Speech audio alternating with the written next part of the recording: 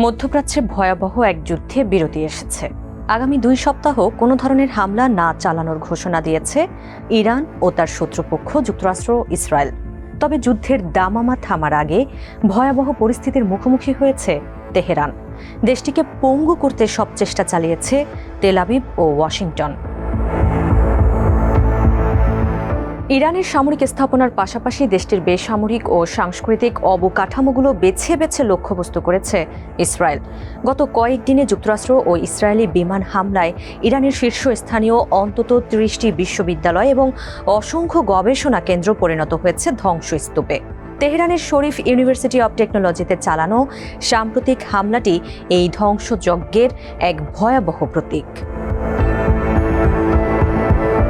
ইরানের শ্রেষ্ঠ বিজ্ঞান ও প্রকৌশল বিদ্যাপীঠ হিসেবে পরিচিত শরীফ বিশ্ববিদ্যালয়ে চালানো হামলায় মাটির সঙ্গে মিশে গেছে একাধিক ভবন। সবচেয়ে বড় আঘাত এসেছে বিশ্ববিদ্যালয়ের কৃত্রিম বুদ্ধিমত্তা এআই কেন্দ্রে। কর্তৃপক্ষের মতে এই কেন্দ্রে থাকা গুরুত্বপূর্ণ ডেটাবেস এবং দীর্ঘ 2 বছরের গবেষণার ফসল ধ্বংস হয়ে গেছে পুরোপুরি। বিশ্ববিদ্যালয়ের প্রেসিডেন্ট মাসুদ তাজরিই ক্ষোভের সঙ্গে বলেন, শত্রুরা ইরানের মেধা ও অগ্রগতিকে ভয় পায়।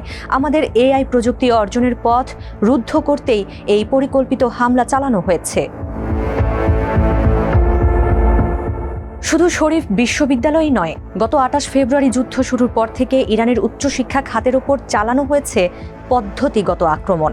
ইরানের বিজ্ঞান ও প্রযুক্তি মন্ত্রী হোসেন সিমাই সারাফ জানিয়েছেন, এটি কোনো সাধারণ যুদ্ধ নয়, বরং একটি পুরো সভ্যতার মেধা ধ্বংসের চেষ্টা। বিশ্ববিদ্যালয়গুলো অনলাইনে ক্লাস নেওয়ায় ছাত্রছাত্রীদের প্রাণহানি এড়ানো গেলেও যুদ্ধের শুরু থেকে এখন পর্যন্ত প্রাণ হারিয়েছেন ইরানে 2000-এরও বেশি মানুষ। স্টিল ফ্যাক্টরি ও পেট্রোকেমিক্যাল প্ল্যান্টগুলো ধ্বংস হওয়ায় দেশটির অর্থনীতি এখন খাদের কিনারায়। তেহরানের এক শিক্ষার্থী আল জাজিরাকে বলেন, আপনি যদি একটি দেশের বিদ্যুৎ কেন্দ্র, সেতু আর বিজ্ঞান গবেষণাগারে হামলা চালানোকে জায়েজ মনে করেন, তবে আপনি যে কোনো অপরাধী করতে পারেন। আমাদের ভবিষ্যৎ চুরি করা হচ্ছে। সম্প্রতি প্রেসিডেন্ট ট্রাম্প দম্ভ করে বলেছেন, ওয়াশিংটন আজ যুদ্ধ বন্ধ করলেও ইরানের পুনর্গঠনে 20 বছর সময় লাগবে।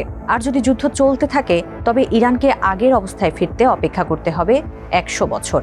আন্তর্জাতিক আইন লঙ্ঘন করে বেসামরিক স্থাপনায় এই হামলাকে যুদ্ধাপরাধ হিসেবে গণ্য করছে মানবাধিকার সংস্থাগুলো।